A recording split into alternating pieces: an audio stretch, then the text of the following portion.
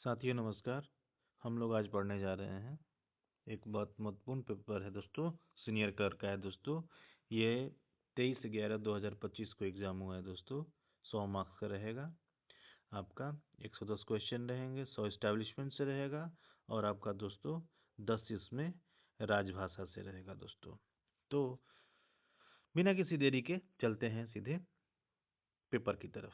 एक और बात बताना चाहता हूँ दोस्तों कि सीनियर क्लर्क के जो भी पेपर होते हैं वो वेलफेयर इंस्पेक्टर या ओएस की तैयारी के लिए बहुत ही अच्छे होते हैं, क्योंकि उसमें बहुत सारी चीज़ें जो पर्सनल डिपार्टमेंट के कर्मचारी काम करते हैं उनकी जानकारी हमें प्राप्त होती है।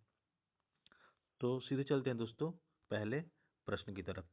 पहला प्रश्न है हमारा दोस्तों कि the service record of gazetted officer is maintained by, यानी राजपत्रित अधिकारी का सेवा रिकॉर्ड किसके द्वारा रखा जाता है? तो ये दोस्तों इसका आंसर होगा अकाउंट डिपार्टमेंट यानी लेखा विभाग के द्वारा। यानी पहला प्रश्न का आंसर दोस्तों हमारा होगा ए। जो दूसरा है दोस्तों प्रश्न की railway employee died while in service, family pension will be paid at enhanced rates for a period of how many years. दोस्तों ये 10 ईयर्स के लिए होता है। प्रश्न ये कह रहा है दोस्तों हमारा कि रेलवे कर्मचारी सेवा के दौरान मृत्यु हो गई है तो जो पारिवारिक पेंशन होगा कितनी वर्ष की अवधि के लिए बढ़ी हुई दरों पर दिया जाता है? तो दोस्तों जैसे ही किसी कर्मचारी की मृत्यु होती है तो उसे 10 वर्ष तक इनहैंस फैमिली पेंशन मिलता है और उसके बाद दोस्तों फैमिली पेंशन जो नॉर्मल रेट से मिलता है। तो इनहैंस फैमिली पेंशन दोस्तों वो कितना होता है? तो वो 50% होता है और जो नॉर्मल फैमिली पेंशन होता है दोस्तों वो आपका 30% होता है। तो इनहैंस फैमिली पेंशन दोस्तों ये 10 साल के लिए दिया जाता है। तो अगले सीधे प्रश्न की तरफ चलते हैं। What is the maximum computer advance given, यानी प्रश्न हमारा संख्या है कि अधिकतम जो कंप्यूटर एडवांस है वो कितना दिया जाता है? तो दोस्तों मैक्सिमम ये 50,000 रुपये दिए जाता है। अभी वर्तमान में कंप्यूटर एडवांस है उसकी जो इंटरेस्ट है रेट है दोस्तों वो 9.1% है। अगला क्वेश्चन है दोस्तों हमारा प्रश्न संख्या 4 कि after a period of 3 months of suspension the subsistence allowance में बी इंक्रीज्ड और रिड्यूस्ड बाय, यानी इसमें एक कंडीशन होता है कि जो हमारा सस्पेंशन अलाउंस जो सस्पेंशन होता है तो उसमें हमको सब्सिस्टेंस अलाउंस दिया जाता है। सब्सिस्टेंस अलाउंस जो दिया दोस्तों वो 50% हमको दिया जाता है। निर्वाह भत्ता जो मिलता है दोस्तों वो हमको 50% मिलता है। लेकिन किसी देखिए इसमें दो कारण होते हैं, या तो प्रशासनिक कारण से होगा या फिर कर्मचारी के कारण से। तो कर्मचारी अगर इसमें दोषी होगा तो इसमें 50% जो निर्वाह भत्ता मिल रहा है उसका रिड्यूस कर दिया जाएगा। अगर एडमिनिस्ट्रेटिव कारण है ये तो उसमें दोस्तों 50% आपका इंक्रीज किया जाएगा। और प्रश्न ये कह रहा है दोस्तों कि अगर आपको जो निर्वाह भत्ता मिल रहा है वर्तमान दर पर आपकी गलती हुई कर्मचारी की तो 50% जो मिल रहा है उसमें से घटा दिया जाएगा।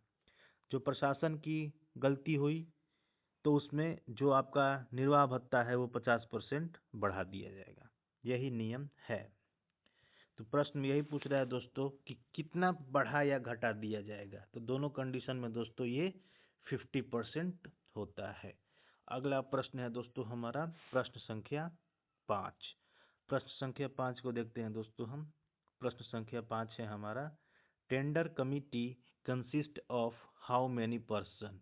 तो जो टेंडर कमिटी होती है दोस्तों उसमें 3 सदस्य होते हैं। टेंडर कमेटी में दोस्तों हमारे 3 सदस्य होते हैं। प्रश्न संख्या 5 का आंसर होगा सी। प्रश्न संख्या 6 है what is the time limit for submission of written statement of defence to the railway servant under D and R, यानी D&R के तहत रेलवे सेवक को बचाव का लिखित प्रस्तुत करने की सीमा क्या होता है? तो वो होता है दोस्तों 10 दिन। प्रश्न संख्या 6 का आंसर होगा ए, 10 दिन। अगला प्रश्न देखते हैं दोस्तों हम लोग। The railway servant discipline and appeal rule 1968 came into force. तो दोस्तों 1 अक्टूबर 1968 को, यानी 1 अक्टूबर 1968 को प्रश्न संख्या 7 का आंसर होगा दोस्तों ए। अगले प्रश्न की तरफ चलते हैं दोस्तों हम लोग। प्रश्न संख्या हमारा 8 है। कहता है कि विच form is used for revocation of suspension. Okay दोस्तों, तो रिवोकेशन ऑफ सस्पेंशन क्या होता है कि निलंबन जो होता है सस्पेंशन उसको रद्द करने के लिए, तो वो दोस्तों SF4 होता है। इसमें निलंबन से रिलेटेड 4 प्रकार के फॉर्म होते हैं दोस्तों, स्टैंडर्ड फॉर्म। पहला होता है दोस्तों हमारा SF1, वो इमीडिएट सस्पेंशन के लिए होता है। SF2 होता है दोस्तों डीम्ड सस्पेंशन के लिए होता है। डीम्ड सस्पेंशन वो होता है दोस्तों जिसमें कोई कर्मचारी को 48 घंटे से अधिक हिरासत में रखा गया है, तो वो डीम्ड सस्पेंशन होता है। SF3 जो होता है दोस्तों वो निर्वाह भत्ते के लिए दिया जाता है। जब कर्मचारी को सस्पेंड किया जाता है तो उसे सबसिस्टेंस अलाउंस दिया जाता है दोस्तों। सबसिस्टेंस अलाउंस दोस्तों 50% होता है जितने अभी इमोल्यूमेंट्स हैं उसके, तो उसके लिए कर्मचारी को खुद के सिग्नेचर से ये SF3 अनएम्प्लॉयमेंट सर्टिफिकेट के रूप में क्लेम किया जाता है। प्रश्न में SF3 से आता है दोस्तों कि हु साइंस SF3, तो वो होगा दोस्तों एम्प्लॉय। ये प्रश्न आते रहता है। तो प्रश्न हमारा था दोस्तों कि SF4 किससे संबंधित है, तो SF4 दोस्तों निलंबन से, यानी रिवोकेशन सस्पेंशन का रिवोकेशन करना है तो SF4 को किया जाएगा। नेक्स्ट क्वेश्चन हमारा दोस्तों है 9, which form is use for nomination of inquiry officer. यानी प्रश्न हमारा कह रहा है दोस्तों जांच अधिकारी के नामांकन के लिए कौन सा फॉर्म का उपयोग किया जाता है। तो हम लोगों ने पढ़ा दोस्तों SF1 था हमारा सस्पेंशन से, SF2 था हमारा दोस्तों डीम्ड सस्पेंशन से, SF3 था दोस्तों हमारा निर्वाह भत्ते से, SF4 था हमारा दोस्तों रिवोकेशन ऑफ सस्पेंशन से। तो SF5 होता है दोस्तों वो होता है मेजर पेनल्टी से। जो SF5 जो होता है दोस्तों वो हमारा मेजर पेनल्टी से। SF जो 6 होता है दोस्तों वो इंस्पेक्शन ऑफ डॉक्यूमेंट से होता है दोस्तों। SF7 जो होता है दोस्तों वो IO की यानी इंक्वायरी ऑफिसर की नियुक्ति के लिए होता है। और जो SF8 होता है दोस्तों वो होता है दोस्तों हमारा PO की अपॉइंटमेंट से, यानी प्रेजेंटिंग ऑफिसर से। तो प्रश्न संख्या हमारा कह रहा था कि जांच अधिकारी के लिए नामांकन के लिए कौन सा फॉर्म उपयोग किया जाता है, तो SF7। प्रश्न अगला है दोस्तों, what is the time limit for appeal under D&R। यानी एक क्वेश्चन अभी था दोस्तों, इसमें था हम लोगों में पढ़े थे अभी हम लोग, प्रश्न संख्या वो था हमारा 6 कि D&AR के तहत रेल सेवक को बचाव लिखित विवरण प्रस्तुत करने की समय सीमा 10 होती है। लेकिन अगर कहेगा कि अपील करने की अनुशासन और अपील नियमों के तहत अपील करने की समय सीमा क्या है, तो वो 45 डेज। दोनों का मतलब ये है दोस्तों कि जैसे कोई आपको चार्जशीट दिया गया तो आपको अपने बचाव के जो पक्ष में आपको जो जवाब देना है वो 10 दिनों के अंदर देना होता है। लेकिन अगर आपको कोई चार्जशीट पेनाल्टी आपको इम्पोज कर दिया गया, कोई आपको दंड निर्धारित कर दिया गया, तो उसको अपील करने की जो समय सीमा है वो होती है दोस्तों 45 दिन। ये दोस्तों आप लोगों को समझने की जरूरत है। अगला प्रश्न है हमारा दोस्तों प्रश्न संख्या 11 कि rule number which of RSDA मतलब railway servant discipline and appeal rule 1968 deals with communication of orders to railway servants. यानी देखिए, हमारे जो डिसिप्लिन एंड अपील रूल है उसमें दोस्तों कुल 31 रूल है। 31 रूल है दोस्तों, तो इसमें हमारा कह रहा है कम्युनिकेशन ऑफ ऑर्डर। तो हमारा जो रूल 12 है दोस्तों वो कम्युनिकेशन ऑफ ऑर्डर है। इसका मतलब ये होता है दोस्तों, मतलब कर्मचारियों को आदेशों का संचार, मतलब जो भी ऑर्डर डिसिप्लिन एंड अपील रूप में जो भी आपको पेनाल्टी इम्पोज किया गया है, जो भी ऑर्डर पारित हुआ है, उसको आपको आप तक पहुंचाना ये रूल 12 तय करता है। जो रूल 11 है दोस्तों, रूल 11 में माइनर पेनल्टी होता है। रूल 13 में दोस्तों 2 या 2 से अधिक कर्मचारी जब इन्वॉल्व होते हैं तो कॉमन प्रोसीडिंग की कार्रवाई होती है। वो दोस्तों SF 10 पर होती है। तो वो रूल SF स्टैंडर्ड फॉर्म अलग होता है, रूल अलग होता है। तो वो रूल 13 के हिसाब से ये दिया जाता है दोस्तों। जो हमारा नियम 21 है दोस्तों, तो नियम 21 में ये होता है दोस्तों कि आपको जब अपील करते हैं, जो नियम 21 में है, तो उसके जो फॉर्म होते हैं, उसके जो कंटेंट होते हैं, किसे सबमिट करना होता है, ये सारी चीजें नियम 21 में बताए गए हैं। नेक्स्ट क्वेश्चन हमारा दोस्तों 12, यानी rule 25A of the RSDA rules deals with मतलब railway servant discipline and appeal rule. तो दोस्तों जो हमारा 25 है, 25 जो है दोस्तों हमारा वो रिवीजन से है, लेकिन जो हमारा 25 का ए है दोस्तों वो हमारा है रिव्यू से। तो ये समझने की बात है।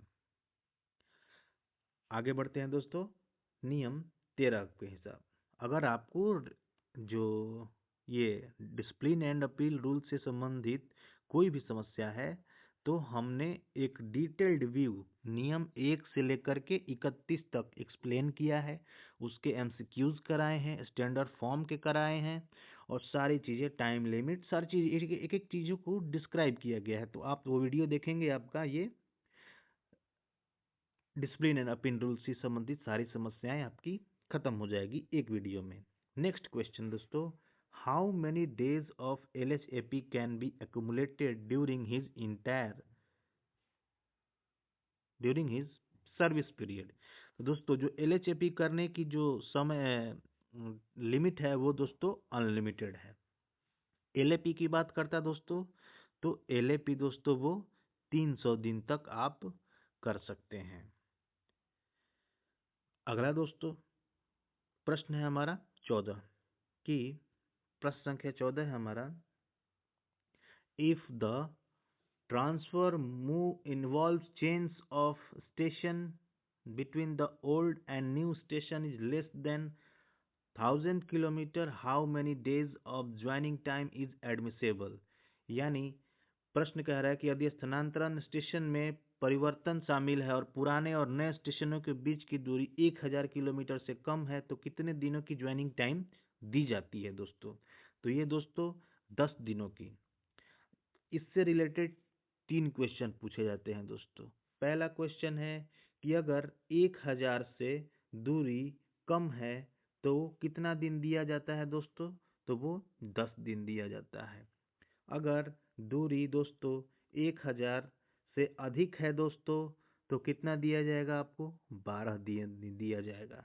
अगर दोस्तों जो दूरी 2000 से किलोमीटर से अधिक है दोस्तों, तो कितना दिया जाएगा, 15 दिन दिया जाएगा।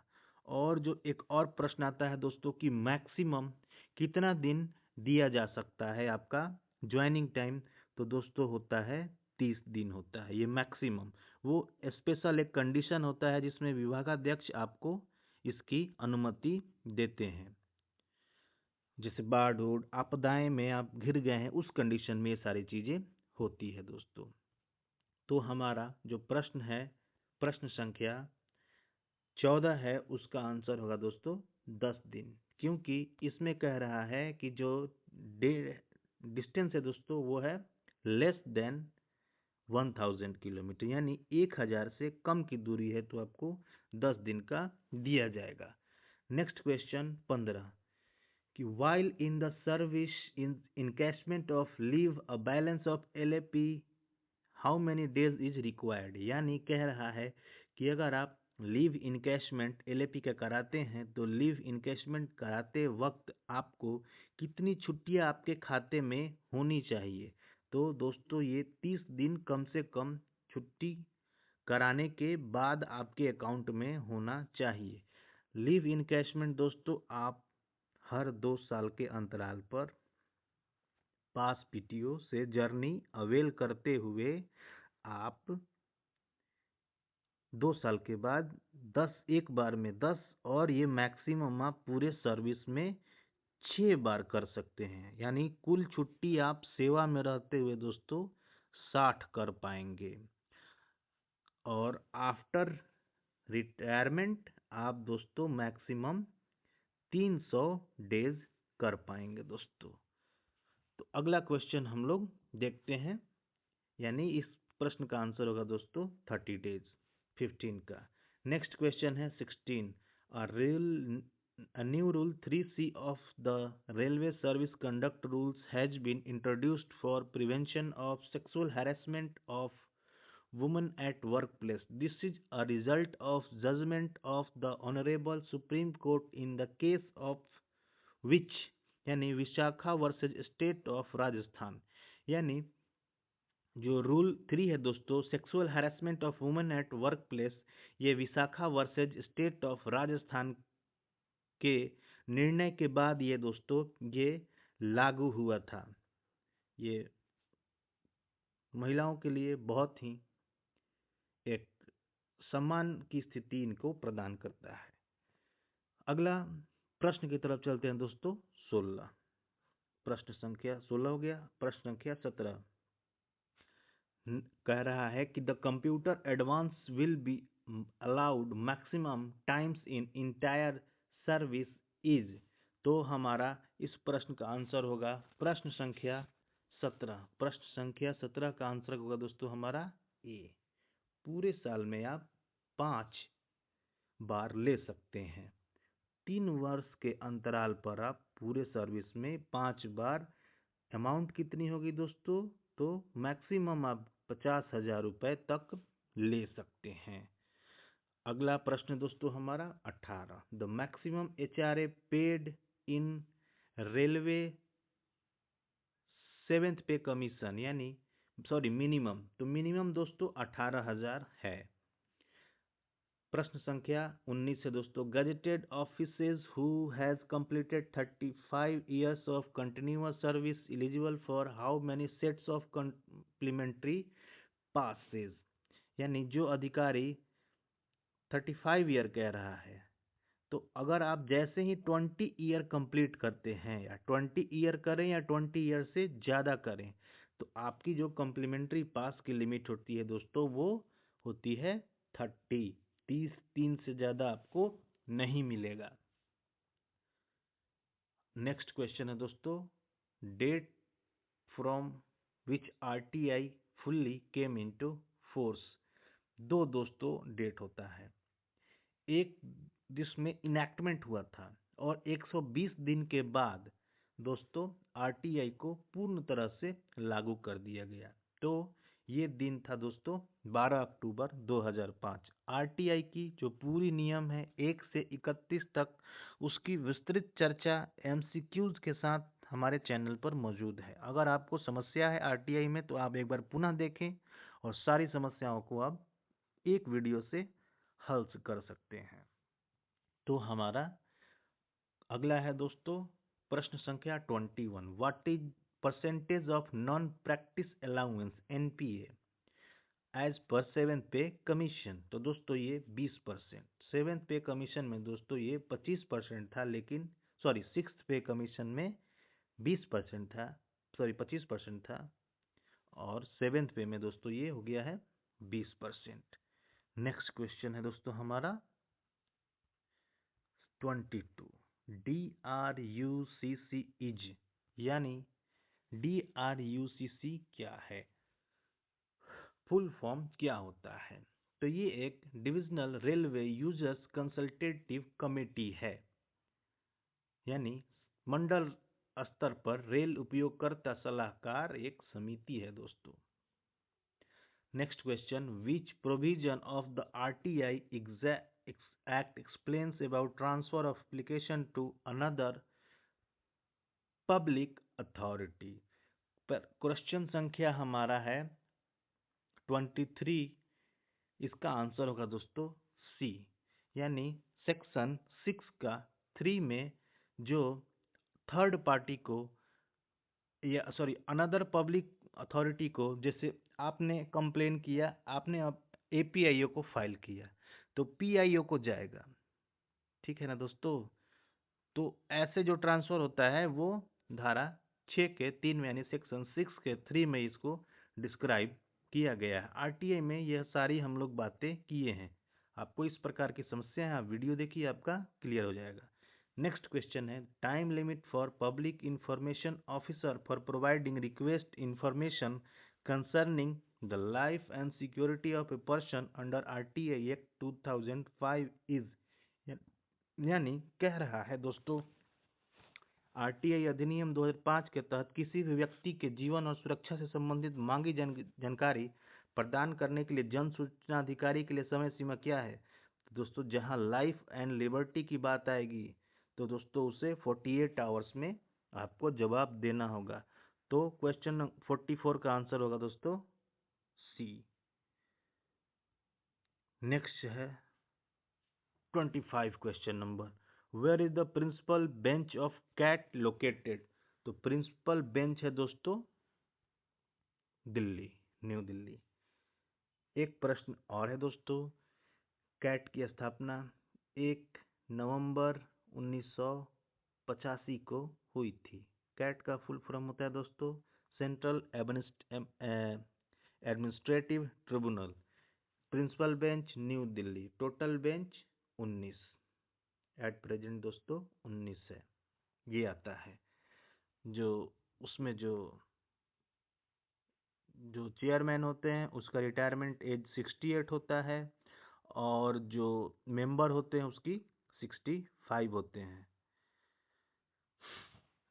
चलिए दोस्तों, कैट की वीडियो अगर आप लोग कहिएगा तो डिटेल में बना दूंगा। छोटी सी झलक एक दिखाई गई है ओवरव्यू, आप लोग कहेंगे तो डिटेल एक्ट के अकॉर्डिंग इसको बना दिया जाएगा। नेक्स्ट है, how many days CCL can be given to female railway employee. तो प्रश्न संख्या 26 का आंसर है दोस्तों 730 डेज। सीसीएल मतलब चाइल्ड केयर लीव। इसमें 2 कंडीशन आते हैं। क्वेश्चन इससे अलग अलग तरीके से पूछे जाते हैं कि सीसीएल किस एज के बच्चे तक को दिया जा सकता है। तो जो नॉर्मल बच्चा होगा उसको 18 साल के एज तक दिया जाएगा। जो फिजिकली हैंडीकेप्ड होगा दोस्तों उसे उसकी एज जो होती है वो 21 अनलिमिटेड होती है, किसी भी उम्र तक इसे दिया जा सकता है। नेक्स्ट क्वेश्चन है दोस्तों हमारा, यानी 26 का जो आंसर होगा दोस्तों वो होगा सी, 730 दिन। नेक्स्ट क्वेश्चन है हमारा दोस्तों, commissioner of railway safety works under which ministry. तो दोस्तों रेलवे सुरक्षा आयुक्त किस मंत्रालय के अंतर्गत कार्य करते हैं। तो प्रश्न संख्या 27 का आंसर होगा दोस्तों डी, नन ऑफ दीज, यानी मिनिस्ट्री ऑफ सिविल एविएशन, नागरिक उड्डयन विभाग के अंतर्गत ये कार्य करते हैं दोस्तों सीआरएस हमारे। नेक्स्ट क्वेश्चन है दोस्तों 28, फुल फॉर्म ऑफ प्राण। प्राण का फुल फॉर्म क्या है। प्राण एक और क्वेश्चन आता है दोस्तों। प्राण 12 डिजिट का होता है। प्राण क्या होता है दोस्तों, जो हम लोग का एनपीएस जब हम लोग अकाउंट ओपन कराते हैं तो एक प्राण कार्ड हमें रिसीव होता है, तो उसका फुल फॉर्म होता है दोस्तों परमानेंट रिटायरमेंट अकाउंट नंबर, जो 12 डिजिट का होता है। ये हमारा है। प्रश्न संख्या 29, staff of which railway are entitled to avail extra casual leave. ये अच्छा प्रश्न है दोस्तों, इसलिए वो NFR होता है। NFR या नॉर्थ फ्रंटियर रेलवे, इसमें क्या होता है दोस्तों, वो हार्ड लोकेशन है, उसके वजह से एक्स्ट्रा कैजुअल लीव दिया जाता है दोस्तों। क्वेश्चन नंबर 30 है, who is the authority to grant study leave abroad. ये तो अलग अलग प्रश्न है, इसमें डाउट है दो तरह के, एक होता है गजेटेड, एक होता है नॉन गजेटेड। प्रश्न संख्या 30 का आंसर होगा दोस्तों रेलवे बोर्ड। प्रश्न संख्या 31 को हम लोग देखते हैं, what is the medical classification of train manager. Train manager जो पहले दोस्तों रेलवे के जो गार्ड थे उनका नाम बदलकर ट्रेन मैनेजर कर दिया गया। इनकी जो मेडिकल क्लासिफिकेशन होती है दोस्तों वो होती है A2।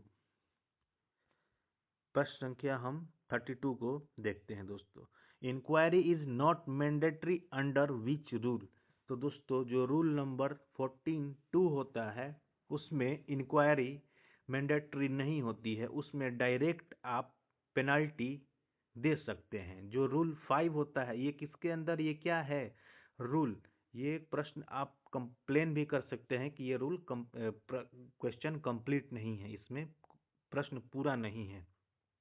प्रश्न इसलिए ऐसे पूरा नहीं है दोस्तों कि विच रूल यानी विच एक्ट 9, तो ऐसे ये इसको क्लेम किया जा सकता है अगर आपको प्रश्न समझ में न आया तो ये दोस्तों ऐसे होना चाहिए था कि under act discipline and appeal rule 1968 inquiry is not mandatory under rule. तो ये इसका एग्जैक्ट आंसर होगा दोस्तों रूल नंबर 14(2). जो रूल नंबर 5 है दोस्तों उसके हिसाब से हमें मेजर पेनल्टी नहीं, मेजर पेनल्टी रूल 9 में है, जो रूल 5 में है दोस्तों वो सस्पेंशन की बात की गई है। रूल 6 में दोस्तों पेनल्टीज की बात की गई है। रूल 9 में दोस्तों मेजर पेनल्टी की बात की गई है। रूल 11 में दोस्तों माइनर पेनल्टी की बात की गई। रूल 13 में दोस्तों कॉमन प्रोसीडिंग की बात की गई है। नेक्स्ट क्वेश्चन हम लोग देखते हैं 33, fixed medical allowance FMA is what. तो 1000 रुपीज, उसके लिए आपका एक हेड 1.5 किलोमीटर का दायरा होता है कि अगर आप उससे ज़्यादा दूरी पर रहते हैं तो वो आपको दिया जाता है। What period of service in the lower grades is required for promotion in grade C non-safety category। तो आपको 2 साल होल्ड करना होता है। नेक्स्ट क्वेश्चन है दोस्तों हमारा 35 है दोस्तों, condition of 2 years service should be stand fulfil at. यानी जो कह रहा है, अभी जो प्रश्न था दोस्तों जो उसी से रिलेटेड है, ये कह रहा है, जो कह रहा था कि गैर ग्रुप सी पद सुरक्षा श्रेणी या गैर सुरक्षा श्रेणी में पदोन्नति के लिए निचले ग्रेड में सेवा की कितनी अवधि आवश्यक है। तो कह रहा था कि आंसर 2 साल, लेकिन ये कह रहा है कि 2 साल की सेवा की शर्त पूरी होनी चाहिए, कब से, तो एक्चुअल प्रमोशन के समय, यानी at the time of actual promotion, ये ना कि फॉर्म भरते वक्त, ऐसा नहीं, एग्जैक्ट डेट के समय होना चाहिए। नेक्स्ट क्वेश्चन है दोस्तों 36, seniority of railway servant transferred on their on request is allotted at. On request में दोस्तों बॉटम सीनियरिटी उस ग्रेड में दी जाती है, यानी क्वेश्चन नंबर 36 का आंसर होगा A, bottom existing railway servant in the relevant grade. Next question है, what period of maternity leave may be granted for miscarriage. तो दोस्तों ये 45 डेज का दिया जाता है, इंटायर लाइफ के लिए दिया जाता है दोस्तों। नेक्स्ट क्वेश्चन है दोस्तों हमारा, ड्यूरिंग पीरियड ऑफ CCL यानी child care leave the female single male railway servant shall be paid percentage of salary if she has availed 366 days CCL already. तो दोस्तों इसमें होता है कि अगर आप 365 दिनों तक लेते हैं तो 100% मिलेगा, लेकिन 365 के बाद जाएंगे तो 80% आपका दिया जाएगा। और ये कितना ले सकते हैं दोस्तों, ये टोटल 730 दिन आप ले सकते हैं। प्रश्न संख्या 38 का आंसर होगा दोस्तों हमारा सी, 80%। 39 को देखते हैं दोस्तों। What is compulsory deduction from subsistence allowance, यानी निर्वाह भत्ते से अनिवार्य कटौतियां क्या है। तो लोन एंड एडवांसेज नहीं है दोस्तों, पीएफ सब्सक्रिप्शन नहीं है, कोर्ट अटैचमेंट नहीं है, सॉरी कह रहा है कि what is compulsory deduction from subsistence allowance, compulsory. तो दोस्तों ये जो repayment of loan and advances है, ये दोस्तों जैसे आप किसी से लोन लिए हैं, एडवांस लिए हैं, तो कटौती होगी, पीएफ नहीं होगा, कोर्ट अटैचमेंट नहीं होगा। 39 का आंसर होगा दोस्तों सी। नेक्स्ट क्वेश्चन है दोस्तों हमारा 40 क्वेश्चन है, railway quarters can be retain for a period of how many months on normal rent, resignation और रिमूवल, डिसमिसल फ्रॉम सर्विस। तो जैसे सेवा से त्याग पत्र, निष्कासन, बर्खास्तगी के मामले में सामान्य किराए पर आप 1 महीना तक क्वार्टर रख सकते हैं दोस्तों, ठीक है। New pension scheme is how many tears, दोस्तों ये 2 टीयर होती है। नेक्स्ट क्वेश्चन है, permanent pension account number will consist of, यानी प्रश्न संख्या कह रहा है कि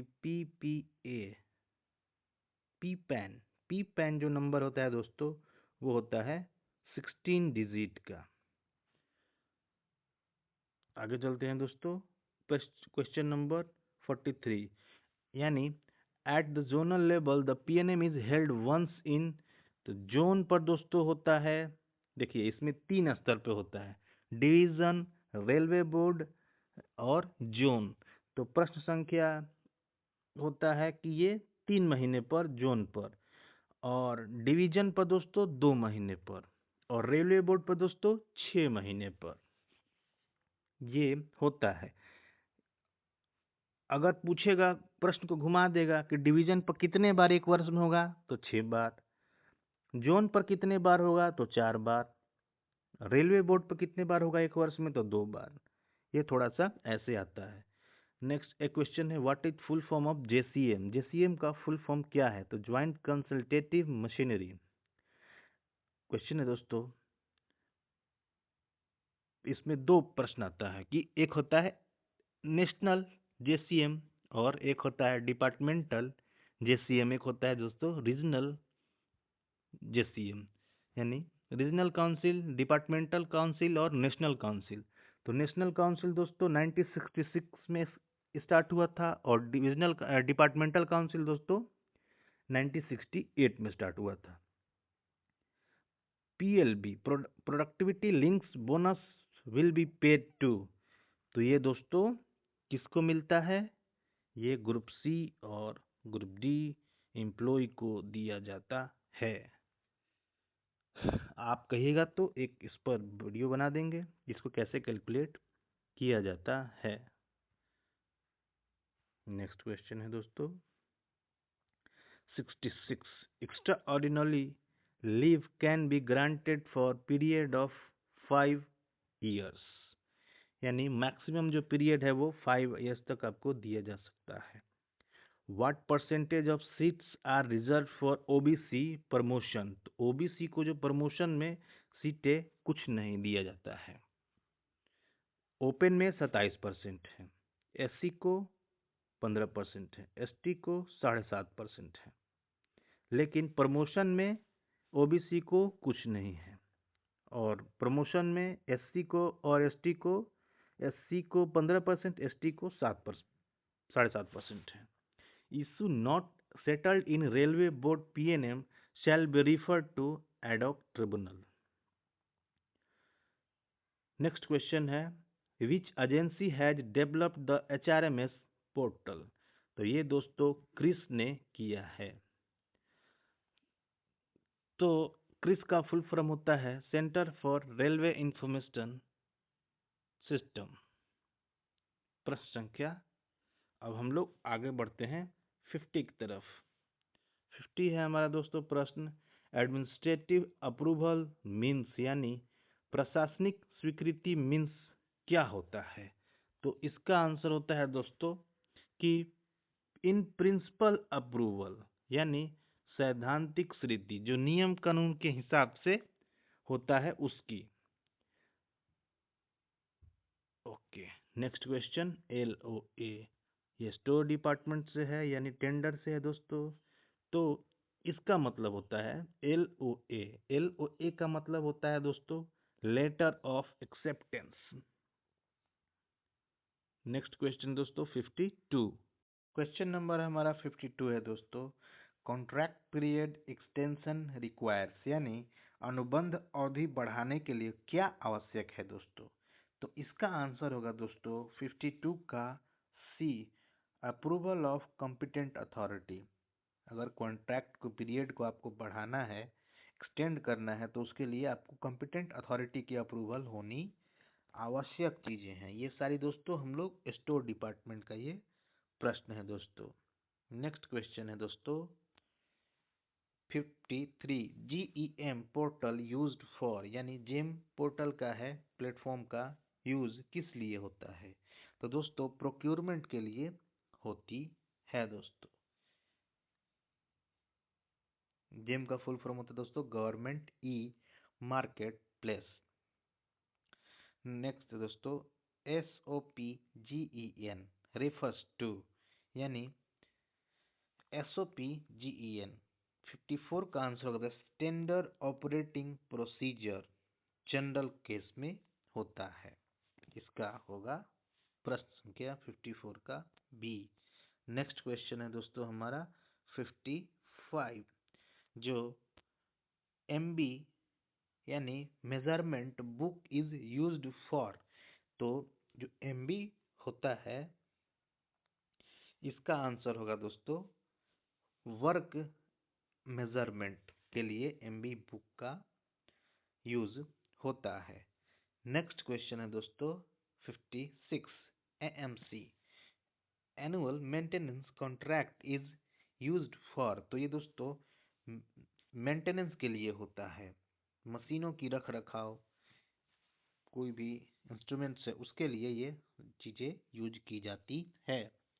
नेक्स्ट क्वेश्चन दोस्तों 57, CPU स्टैंड्स फॉर यानी CPU का मतलब ये दोस्तों आप जानते ही हैं। 57 का आंसर होगा दोस्तों सेंट्रल प्रोसेसिंग यूनिट, ये कंप्यूटर से रिलेटेड है। ये एक अलग लय में जा रहा है दोस्तों। करेंसी ऑफ जापान तो युआन हो गया। डिजिटल इंडिया कैंपेन का जब लॉन्च हुआ था दोस्तों तो ये कब हुआ था? तो ये दोस्तों आपका 2015 में हुआ था। National emblem taken for wait. दोस्तों कुछ कुछ क्वेश्चन है इसमें जो हम लोगों को सिलेबस से हट के है तो उसको हम लोग स्किप कर देंगे। हम लोग आगे बढ़ते हैं। प्रश्न संख्या हम लोगों का स्टार्ट होता है 67 से, जो sparrow portal in railway used for. तो स्पैरो का जो फुल फॉर्म होता है दोस्तों होता है स्पैरो का फुल फॉर्म होता है दोस्तों smart performance appraisal report recording online window. ये दोस्तों NIC जो है दोस्तों नेशनल इंफॉर्मेटिक्स सेंटर NIC जो है इसके द्वारा इस साइट को डेवलप किया गया था दोस्तों। ये जो ऑफिसर होते हैं हमारे उनके अप्रेजल के लिए ये इसको यूज किया जाता है। तो प्रश्न संख्या जो 67 का आंसर है दोस्तों वो है हमारा B, ऑनलाइन APR सबमिशन। इस किसके लिए दोस्तों? ये ऑफिसर के लिए होता है। Next question,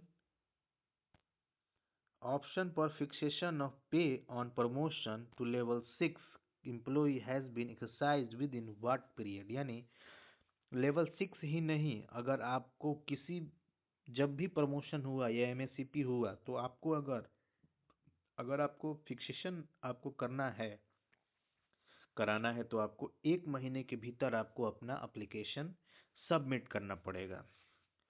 next question, after how many years commuted portion of pension is restored. दोस्तों ये 15 ईयर्स के लिए होता है।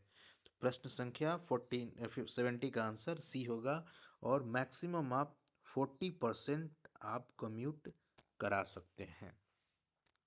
नेक्स्ट क्वेश्चन है दोस्तों हमारा, what is the full from IREC। दो होती है, IREM और IREC। The Indian railway establishment code होता है। तो कोड यहाँ है दोस्तों ए में। तो प्रश्न संख्या 71 का आंसर होगा ये।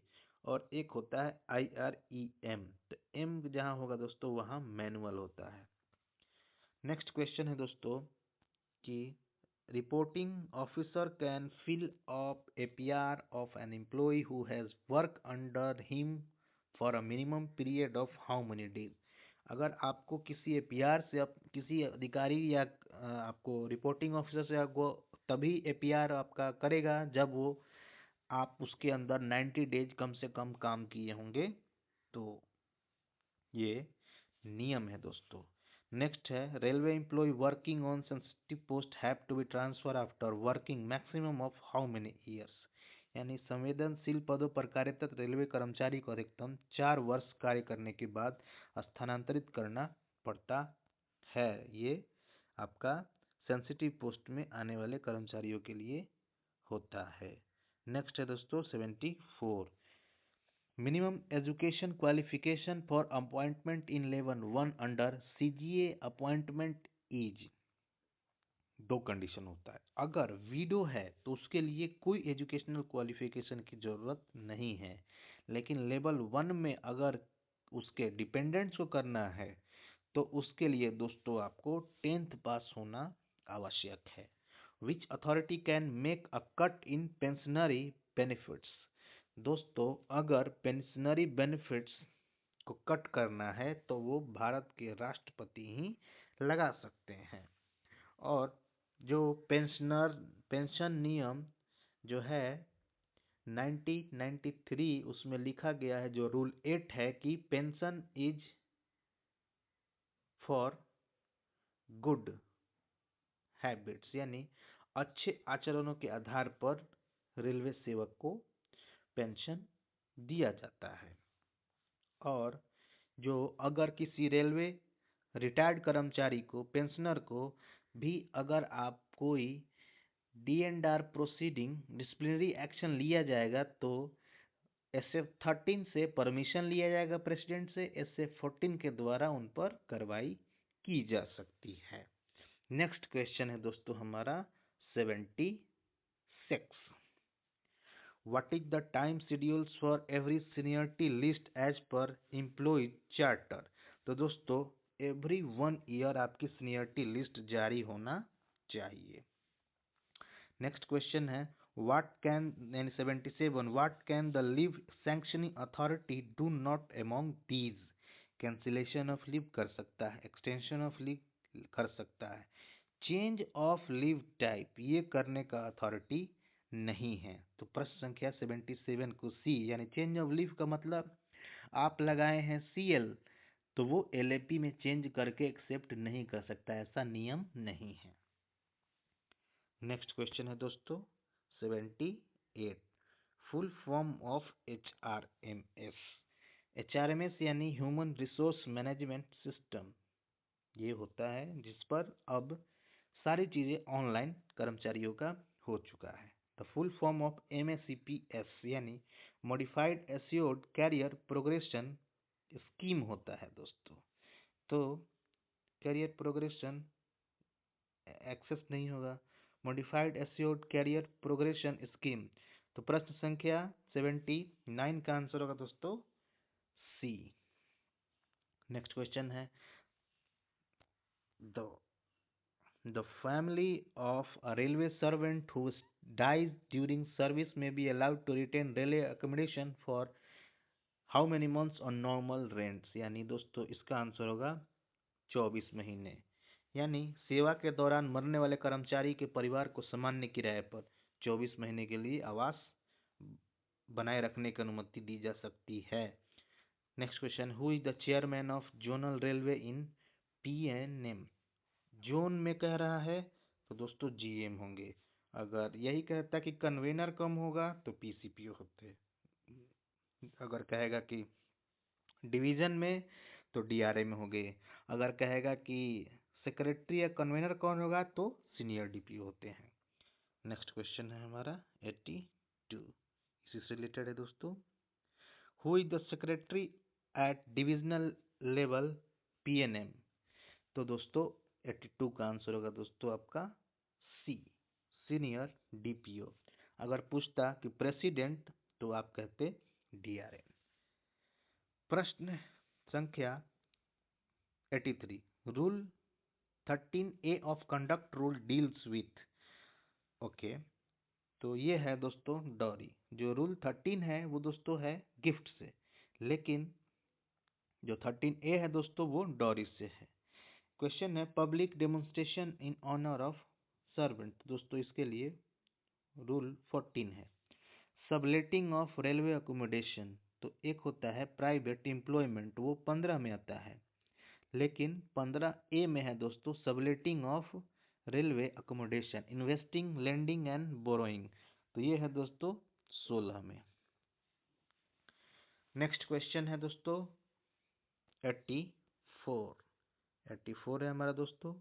Rule 16 of conduct rules deals with. Rule 16 of conduct rule यानी इन्वेस्टिंग, लैंडिंग एंड बोरोइंग। अभी मैंने बताया subletting of railway quarters 15A, जो 13 था वो हमारा डॉरी से था, और डेमोन्स्ट्रेशन ये जो 14 से था।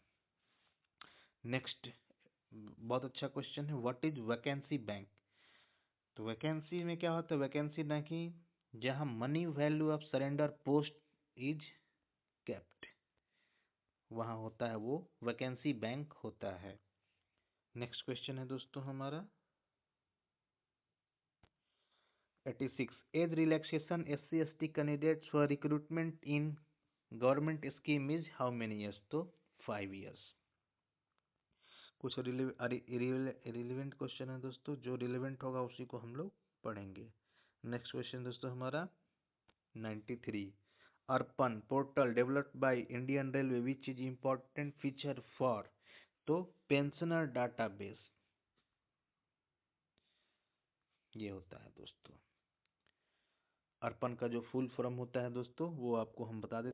अर्पण का जो फुल फॉर्म होता है दोस्तों होता है advance railway pension access network होता है। ये ऑनलाइन सिस्टम होता है, इसके द्वारा इंपॉर्टेंट फीचर दोस्तों ये पेंशनर डाटाबेस का।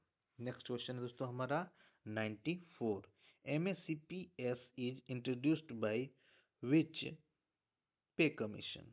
तो ये दोस्तों 2009 में लागू हुआ था, 1/9/2009 को। तो ये दोस्तों 6th पे कमीशन में ये हुआ था। What is the maximum amount of penalty under RTI act that can be imposed on PIO? Maximum कह रहा है तो दोस्तों 25,000। अब डेली क्या कहता है दोस्तों? तो 250 रुपये लिमिटेड है दोस्तों।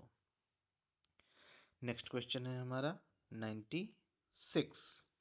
96 को पढ़ते हैं दोस्तों। Pensioner are entitled to receive an additional quantum of pension at percentage of basic attaining age of 85।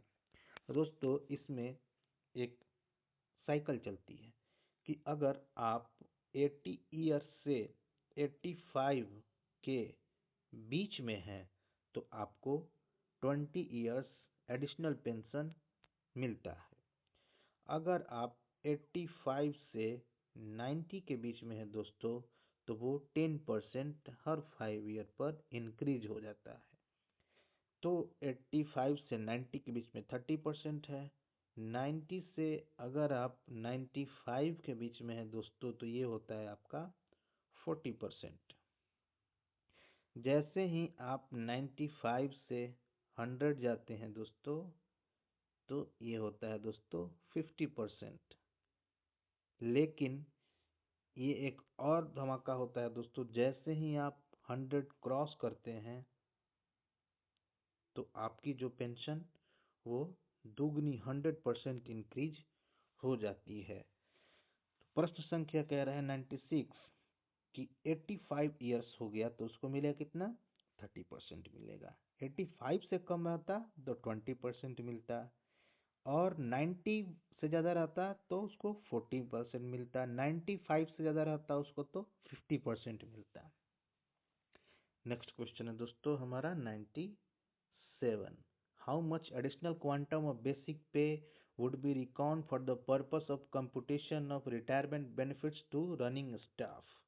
अगर रनिंग स्टाफ के रिटायरमेंट बेनिफिट्स की बात की जाएगी तो उसको 55% दिया जाएगा, लेकिन अगर रेलवे में अगर वो जॉब करते रहता तो उसको 30% एक्स्ट्रा दिया जाता है।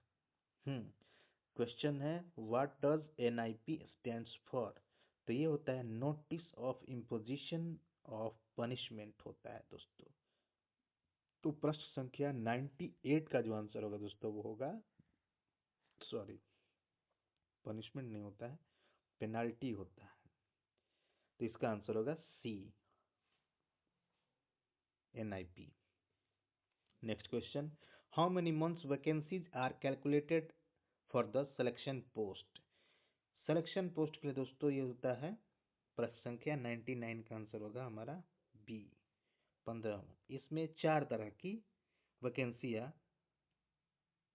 काउंट की जाएगी। जैसे नॉन सिलेक्शन पोस्ट के लिए दोस्तों होता है 12 मंथ, सिलेक्शन पोस्ट के लिए दोस्तों होता है 15 मंथ।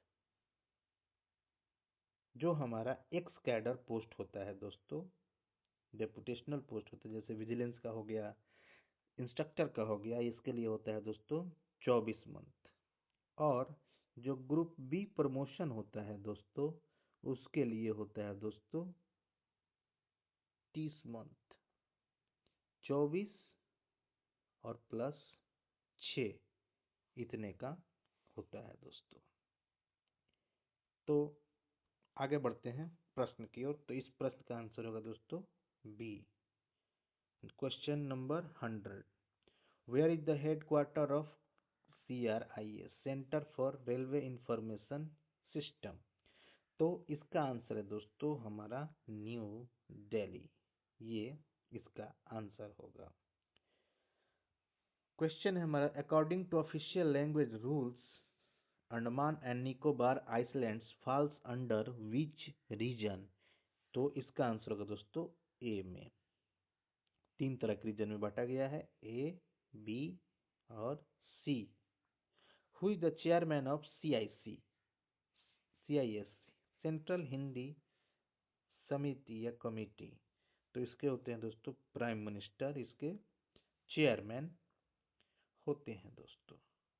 यानी प्रश्न संख्या 102 का C. What is the full form of OLIC, official language implementation committee, used by department of official language. तो प्रश्न संख्या 103 का आंसर है दोस्तों official language implementation committee. Next question दोस्तों, how many members are there in parliamentary committee of on official language. Parliamentary committee होगा दोस्तों तो उसमें 30 होता है। अगर लोकसभा से कहता है दोस्तों तो इसमें 20 होता है। अगर राज्यसभा से कहता दोस्तों तो ये होता 10। और पार्लियामेंट्री कमिटी की बात करेंगे दोस्तों तो 104 का आंसर होगा C. Which one of the foreign language included in 8th schedule. 8th schedule है दोस्तों, तो उसमें किसे फॉरेन लैंग्वेज को शामिल किया गया है। तो प्रश्न संख्या जो हमारा 105 है उसका आंसर होगा दोस्तों 105 का बी, नेपाली लैंग्वेज को किया गया था। नेक्स्ट क्वेश्चन 106 है, कह रहा था कि 8वीं अनुसूची, तो 8वीं अनुसूची में दोस्तों टोटल 14 भाषाएं हैं, उसमें नेपाली जो है विदेशी भाषा है। When the Hindi day celebrated every year, तो दोस्तों 14 सितंबर को लागू हुआ था। तो इसलिए उसे हिंदी दिवस मनाया जाता है। प्रश्न संख्या 7 है दोस्तों, under official language act Hindi means. तो हिंदी मीन्स होता है दोस्तों कि हिंदी इन देवनागरी स्क्रिप्ट, यानी देवनागरी लिपि में हिंदी होती है, वही राजभाषा अधिनियम के तहत हिंदी का अर्थ है। How many language have been included in 8th schedule in Indian constitution. तो दोस्तों टोटल 22 भाषाएं हैं 8वीं अनुसूची में। प्रश्न संख्या जो हमारा 109 है दोस्तों, in which order station announcement are made, यानी स्टेशन उद्घोषणाओं को किस भाषा के क्रम में उद्घोषित की जाती है। तो पहले होगा रीजनल, उसके बाद हिंदी, उसके बाद इंग्लिश, यानी प्रश्न संख्या 109 का answer A. Next question, who prepares the annual program for official language, यानी तो इसका होगा ministry of home affairs. Next question, okay, total question खत्म हो गया, कुछ क्वेश्चन रिलेवेंट थे उसको हटा दिया गया है। तो नमस्कार, मिलते हैं अगले वीडियो में। अच्छा लगे तो लाइक शेयर सब्सक्राइब फॉलो कीजिए, और तब तक के लिए नमस्कार। जो कुछ कमियां हो उसको सलाह दीजिए, सुझाव दीजिए, बेहतर उसको किया जाएगा। ओके।